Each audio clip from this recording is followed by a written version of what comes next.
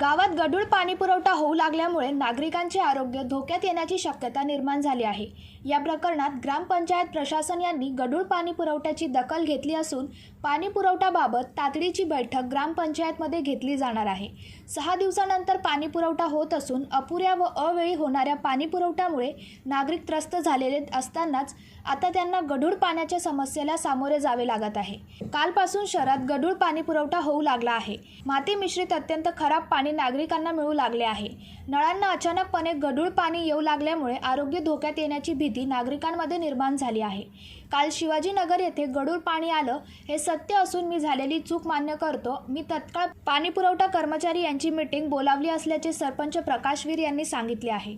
पाणी पुरवठा गढूळ का होत आहे, किती दिवस पाणी गढूळ येणार आहे याबाबत नागरिकांमध्ये प्रश्न निर्माण झाले आहे। शहाबाज दिवकर, जनशक्ती, कसारा।